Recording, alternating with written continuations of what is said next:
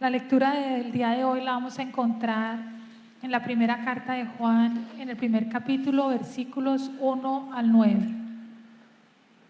Nuevamente, en la primera carta de Juan, capítulo 1, versículos 1 al 9. Lo que ha sido desde el principio, lo que hemos oído, lo que hemos visto con nuestros propios ojos, lo que hemos contemplado, lo que hemos tocado con las manos. Esto les anunciamos respecto al Verbo que es vida. Esta vida se manifestó, nosotros la hemos visto y damos testimonio de ella, y les anunciamos a ustedes la vida eterna que estaba con el Padre y que se nos ha manifestado. Les anunciamos lo que hemos visto y oído, para que también ustedes tengan comunión con nosotros. Y nuestra comunión es con el Padre y con su Hijo Jesucristo. Les escribimos estas cosas para que nuestra alegría sea completa. Este es el mensaje que hemos oído de Él y que les anunciamos: Dios es luz y en Él no hay ninguna oscuridad. Si afirmamos que tenemos comunión con Él, pero vivimos en la oscuridad, mentimos y no ponemos en práctica la verdad. Pero si vivimos en la luz, así como Él está en la luz, tenemos comunión unos con otros, y la sangre de su Hijo Jesucristo nos limpia de todo pecado. Si afirmamos que no tenemos pecado, nos engañamos a nosotros mismos y no tenemos la verdad. Si confesamos nuestros pecados, Dios, que es fiel y justo, nos los perdonará y nos limpiará de toda maldad. Esta es la palabra de Dios para el pueblo de Dios. Amén, amén. Oremos todos juntos. Padre amado, Dios Todopoderoso, Creador del cielo y de la tierra, para ti toda la honra, Señor. Para ti toda la honra. Te pedimos, Señor, que siga tu Espíritu con nosotros de tal manera que podamos escuchar tu enseñanza para el día de hoy.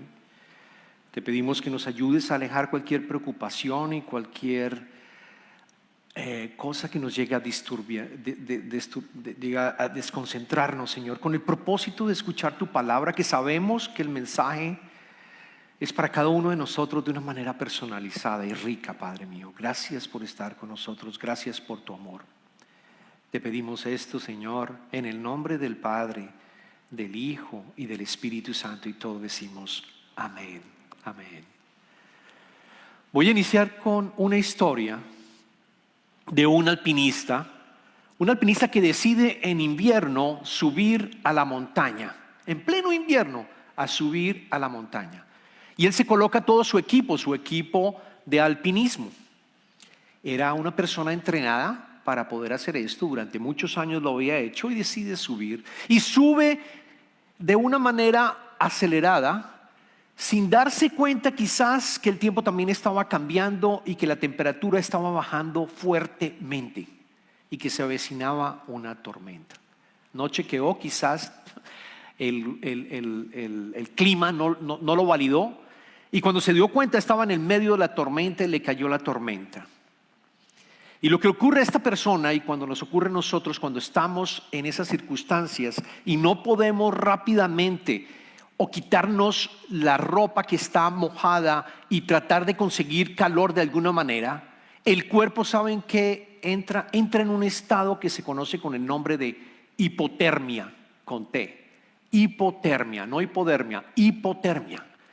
Esa hipotermia, para decirles, es una condición física. Es una condición física que entra el ser humano cuando la temperatura baja tan rápidamente que el cuerpo no puede sostener el calor. Baja la temperatura de su cuerpo y el cuerpo no puede llegar a mantenerlo y puede llegar a la muerte. La persona muere en cuestión de minutos. Y ustedes dirán, ¿por qué traigo esta analogía y esta historia?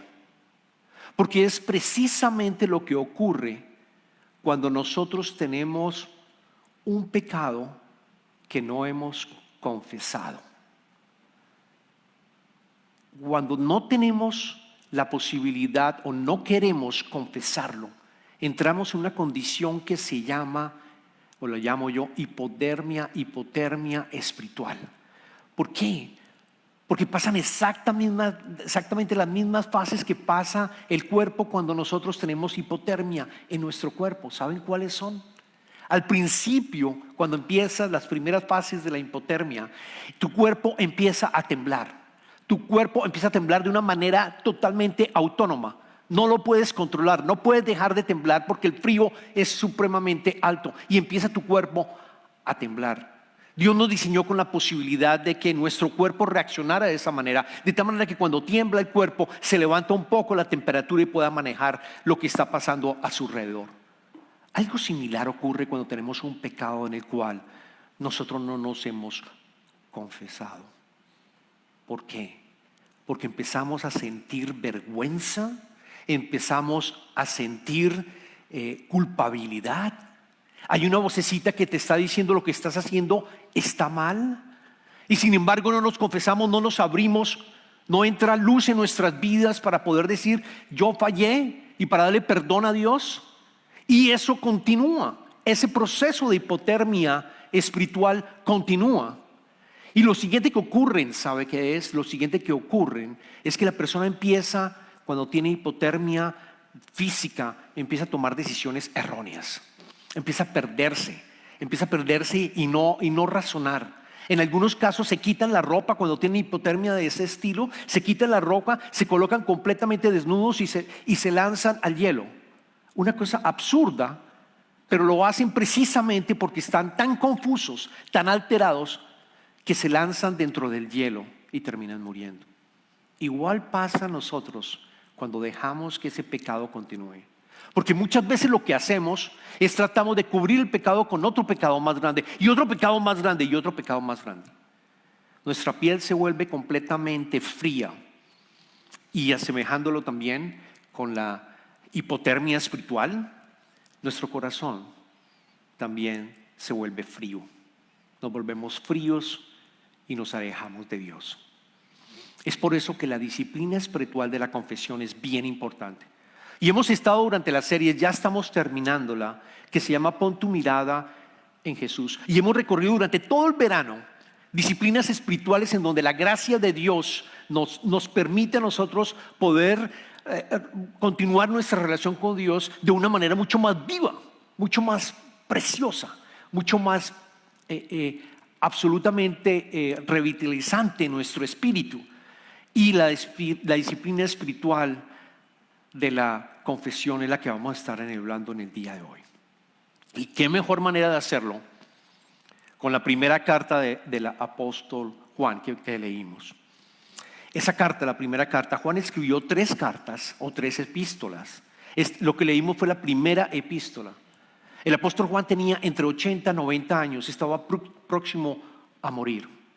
Y escribió esta carta dirigida a todos los creyentes para darles ánimo en mantener su fe y para recordarles que Jesucristo es Dios y que vino y se hizo humano, se encarnó, Dios se encarnó, Dios hecho humano, y nos habló a cada uno de nosotros y nos habla a cada uno de nosotros y está vivo porque resucitó. El propósito de su carta es decirle exactamente lo que Jesucristo vino a hacer, con el objetivo, 2 objetivos importantes que nos dice en la carta.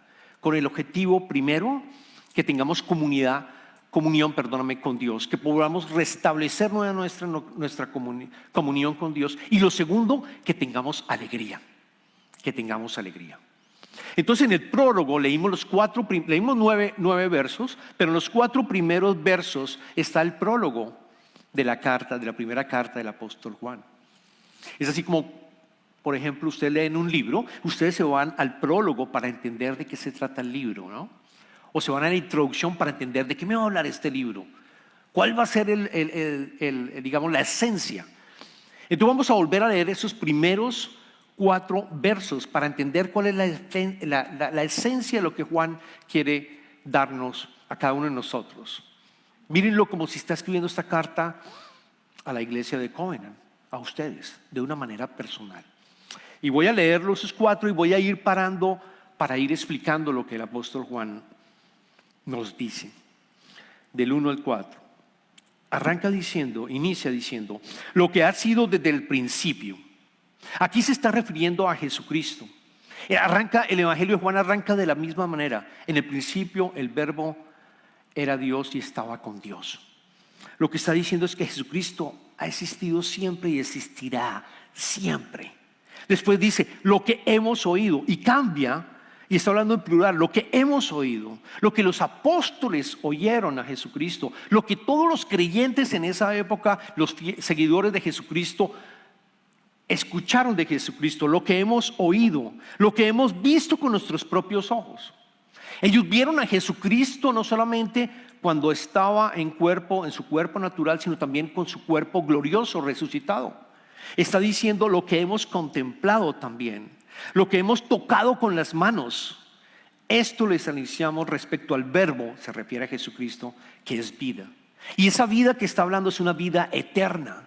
No está hablando de un concepto, es vida eterna que podemos tener con Jesucristo cuando nosotros lo aceptamos. Vida eterna, no un concepto vago por allá. No, es vida eterna. Esta vida se manifestó. Nosotros la hemos visto y damos testimonio de ella y les anunciamos a ustedes la vida eterna que estaba con el Padre y que se nos ha manifestado.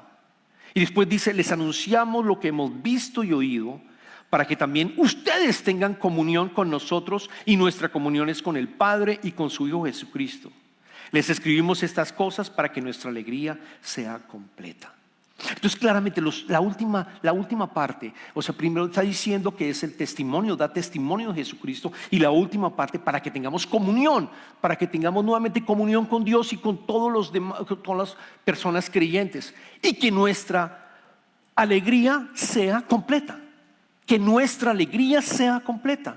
Es la manera como tú tienes una alegría, un gozo completo, independiente de las circunstancias que tú estás viviendo. Él está diciendo cómo restablecer nuestra comunión con Dios y con los demás, y con las demás personas creyentes. Pero lo más importante, si tú logras eso, restablecer esa comunión, vas a tener una alegría completa. Una alegría completa. No la alegría que probablemente leemos en la web, en internet, o la alegría superficial. El mejor ejemplo que les puedo dar, porque estuve pensando en uno, es una historia en Colombia. Como saben, soy colombiano, nosotros vivimos en un apartamento, mi familia, estaba soltero todavía, y compramos un apartamento, y no sé si en sus países ustedes usan el concepto del depósito. O sea, un sitio donde uno guarda las cosas, guarda el arbolito de Navidad, guarda las maletas. El depósito normalmente es subterráneo, está donde está el parqueadero, los carros se parquean allí, se dejan allí, pero es subterráneo. Y compramos este apartamento y nuestra familia pasamos a vivir allí, y empezamos a notar, probablemente los 2-3 meses empezamos a notar que salía agua, había humedad en el depósito. Había humedad en el depósito y constantemente lo estábamos limpiando y arreglando. Obviamente hablamos con la constructora y les dijimos, mira este problema. Nos dijeron, no, el problema es que está lloviendo. En Bogotá hay una época de lluvias. El problema es que está lloviendo, es época de lluvias. El agua, una vez cambie la época de lluvias, va a parar el problema. No va a volver agua, no va a haber agua en el depósito. No, pues pasó la época de aguas y el agua continuaba nuevamente apareciendo en nuestro depósito. Y obviamente tuvimos que hablar con el constructor y decirle qué está pasando. Al final hicieron una investigación y nuestro depósito y el vecino, ambos tenían el mismo problema. ¿Y saben qué era? Una fuente de agua. Una fuente de agua. Y hasta el día de hoy, más de 25 años, justo llamé a mi hermana y le dije, oye, ese apartamento ¿todavía le sale agua? Y me dijo, sí, todavía le sale agua.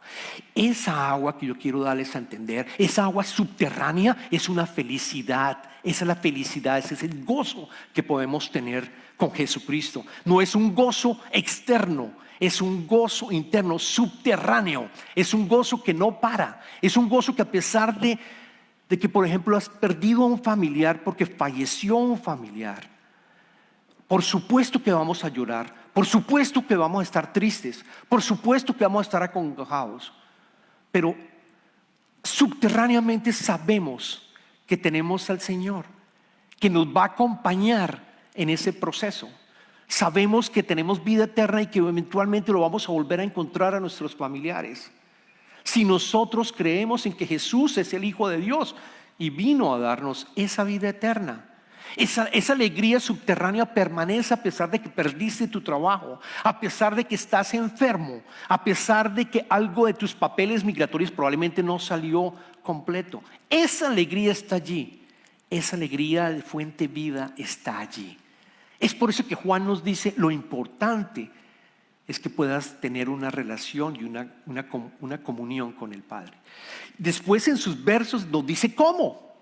En los otros versos de que terminamos a lo siguiente, nos dice cómo tener esa comunión y cómo tener esa felicidad que yo les comento, subterránea, que no para.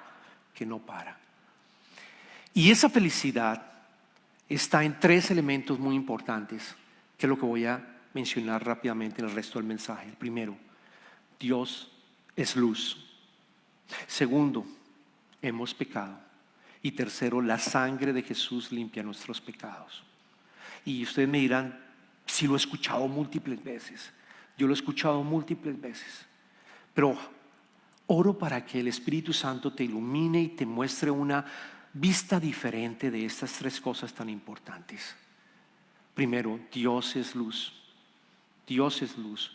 Juan dice: si tú quieres tener esa alegría, si tú quieres tener ese gozo, que independiente de lo que te pase de manera externa, si tú quieres tener esa alegría y ese gozo, tú tienes que entender que Dios es luz, que Dios es santo, que Dios es bueno, que en Dios no hay maldad, no hay nada oscuro en Dios, absolutamente nada oscuro. La imagen de Dios tiene que corregirse. Si tú estás pensando que Dios es un Dios castigador, probablemente piensas que te va a castigar o que es muy lejano porque no lo percibes, porque no lo sientes.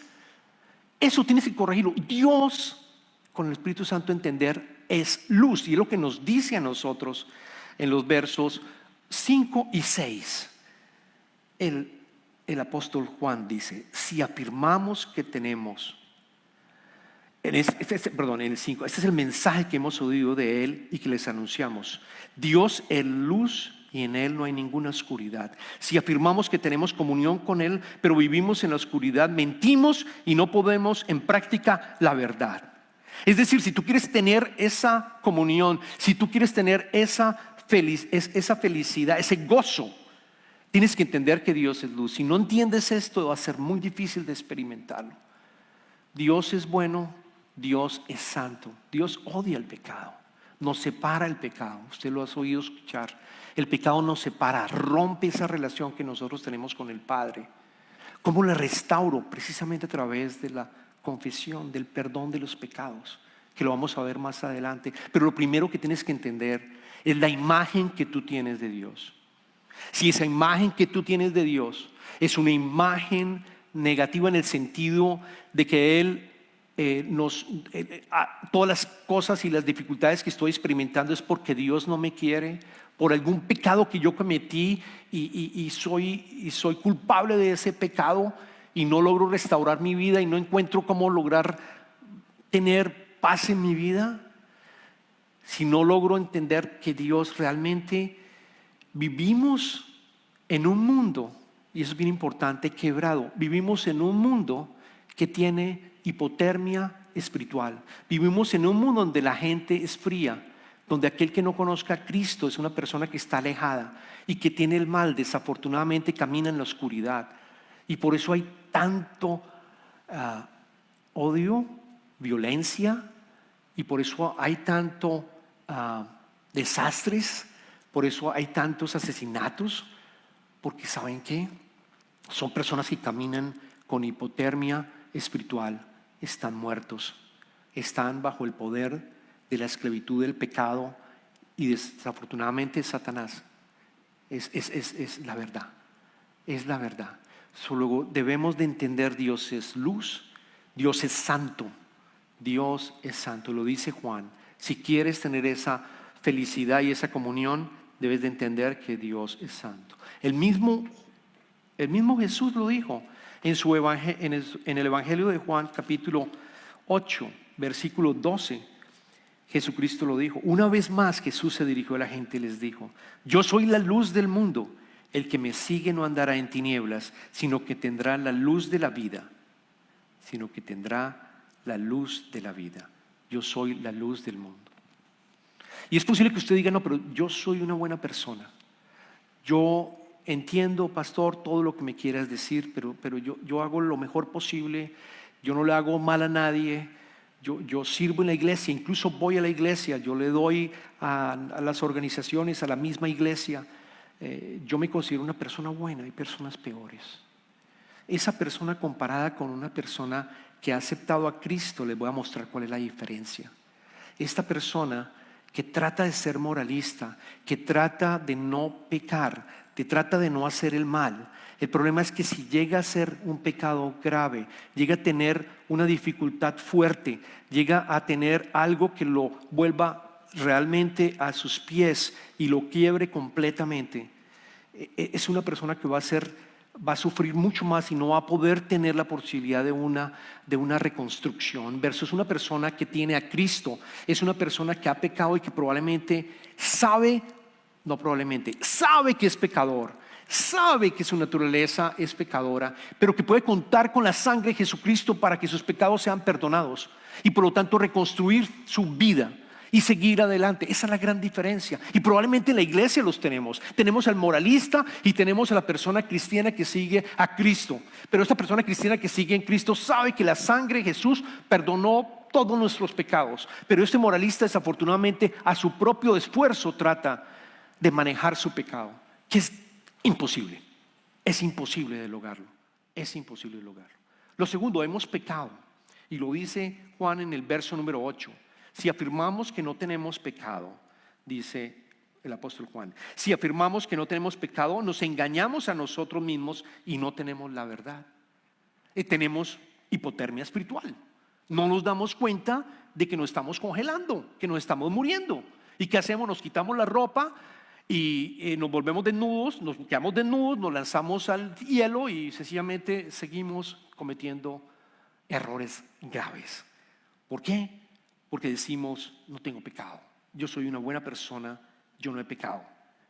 Nos engañamos a nosotros mismos y no tenemos la verdad. Y cuando hablo de pecado no me refiero a pecados externos, pecados internos, pecados de egoísmo, pecados de mentir. Todos pecamos, incluso yo. Yo necesito también de la confesión, y mucho más siendo pastor. Yo necesito constantemente decirle al Señor: perdóname, Señor, perdóname por mis pecados. Yo quiero que me vuelvas a dar completa sanación, Señor. No son pecados de asesinatos o pecados muy graves, son pecados internos también, internos que nos atacan constantemente. Pero vamos a ver cómo podemos obtener esa sanación completa. Hipotermia espiritual es lo que estamos teniendo y nacemos congelados. Eso es lo otro, nacemos congelados. Vamos a mirar la siguiente, y es: la sangre de Jesús limpia nuestros pecados. Esa es la solución, lo he mencionado anteriormente. La sangre de Jesucristo limpia los pecados. Y dice, voy a colocar dos versos, el verso número 7 y el verso número 9, para que se dé cuenta de lo que nos dice el evangelista. Nos dice: pero si vivimos en la luz, o sea, si tú aceptas que Dios es luz, que Dios es santo, tú decides caminar en la luz. Dice: pero si vivimos en la luz, así como Él está en la luz, tenemos comunión unos con otros, y la sangre de su Hijo Jesucristo nos limpia de todo pecado. Y luego en el 9, si confesamos nuestros pecados, Dios es fiel y justo, nos lo perdonará y nos limpiará de toda, no de unas poquitas, de toda maldad. Versículo 7 y versículo 9 hablan de la sangre y el poder de Jesucristo, que nos limpia de nuestros pecados. Ese es el concepto, esa es la definición de la disciplina espiritual de la confesión, que podemos caminar en la luz con la sangre de Jesucristo. Caminar en la luz con la sangre de Jesucristo, porque vamos a ser tentados. Y la diferencia también de una persona no creyente de una persona creyente cuando es tentada es la siguiente: el no creyente, cuando es tentado, pueden pasar tres cosas, y dos de las cuales son malas y una sola es buena. Primero, la buena. La persona no creyente, cuando no cae en la tentación y no peca, muy bien, lo logró a su propio esfuerzo, lo logró a través de su propio esfuerzo y muy bien, no falló. Pero si trata de pedir perdón o pide perdón para sí mismo, y pide su perdón, pero ese perdón no es el perdón que Jesucristo nos invita a que tú recibas, ha fallado. Porque probablemente va a decir, pequé, pero voy a ser más fuerte y la siguiente vez voy a tener una fuerza de voluntad y voy a evitar volver a pecar. Es una persona no creyente que trata de hacerlo por sus propios medios de no volver a caer al pecado. Y la tercera, el no creyente dice sencillamente, hay otras personas que pecan más, yo estoy bien, este pecadito, esto no hay problema. Esa es una persona no creyente. Ahora, ¿qué pasa con una persona creyente? Una persona que ha aceptado a Jesucristo, al Hijo de Dios, a Jesucristo, y sabe que Él vino para morir, y por fe sabe que vino para morir por nuestros pecados. Esa persona le ocurren dos cosas buenas y una mala.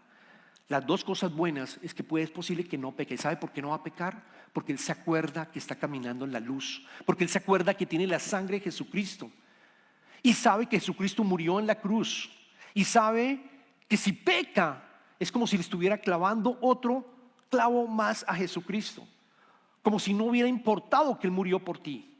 No me importa, es exactamente, yo no peco, yo evito pecar precisamente por lo que Cristo hizo por mí, porque sabe que camina en la luz y adicionalmente tiene la sangre de Jesucristo y recuerda la cruz de Jesucristo. Por eso peca menos y puede llegar a no pecar y no caer en esa tentación. Pero si cae en la tentación, sabe que tiene la posibilidad de ir con la gracia y recibir la gracia de Dios y el perdón de sus pecados por la sangre de Jesucristo.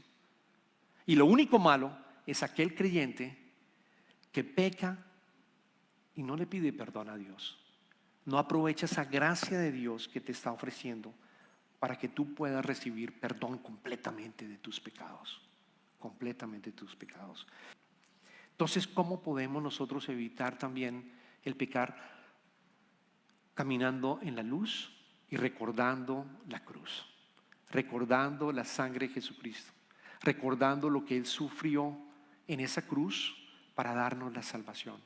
La primera carta de Pedro, en el capítulo 2, versículo 21 al 25, lo menciona de esta manera. Dice: para esto fueron llamados nosotros, porque Cristo sufrió por ustedes, dándoles ejemplo para que sigan sus pasos. Él no cometió ningún pecado ni un engaño en su boca. Cuando proferían insultos contra él, no replicaba con insultos. Cuando padecía, no amenazaba, sino que se entregaba a aquel que juzga con justicia.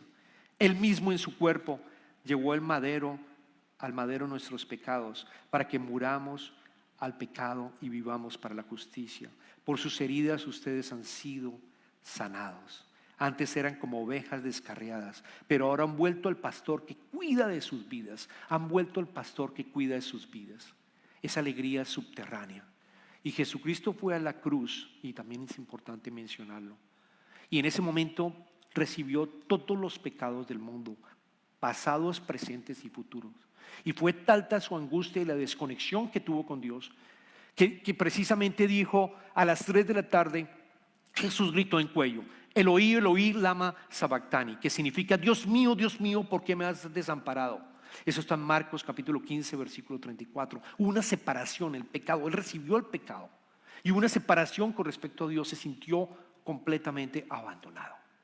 Y antes de ir a la cruz, recuerden que le dieron una sustancia precisamente para tratar de bajar. Le ofrecieron una sustancia, le ofrecieron vino mezclado con mirra, que esa sustancia, vino mezclado con mirra, te ayuda a no sentir tanto dolor. Le dieron esa sustancia a Jesucristo. Jesucristo no la tomó porque quería sentir todo el dolor precisamente de la justicia de Dios, porque Dios es luz y Dios es santo, y no tomó esa sustancia para ir a la cruz por todos nosotros, por nuestros pecados.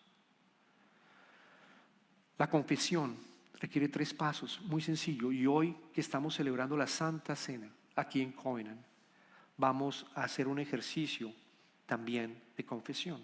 Ya les vamos a explicar. Pero la confesión tiene 3 pasos muy sencillos. La primera es un examen de conciencia. Es que tú te vayas a tu cuarto, hagas un examen de conciencia y le pides al Espíritu Santo que te muestre aquellos pecados que tú no le has confesado al Padre. Es muy sencillo, los puedes anotar. Y después le dices al Padre, realmente sintiendo el dolor y la pena por lo que has cometido, que te perdone. En una conversación privada, en una conversación íntima con Él, porque Él quiere, lo que más quiere es tener una relación íntima contigo, de lo más íntima posible, como la tienes con tu mejor amigo. Y después le pides absolución y se olvidó. Cuando yo digo la absolución, tus pecados han sido perdonados, te dice Jesús. Y en ese momento, no debemos de volver otra vez a pensar en esos pecados. Totalmente borrados, absolutamente borrados, eliminada la culpabilidad. Esa es la confesión. Esa es la disciplina a la cual podemos tener acceso todos nosotros. Y yo los invito a que hagamos parte de ella, porque de esa manera vamos a restablecer la comunión con Dios, con los demás creyentes y tener la alegría. Esa alegría subterránea que a pesar de las dificultades podemos mantener. Oremos.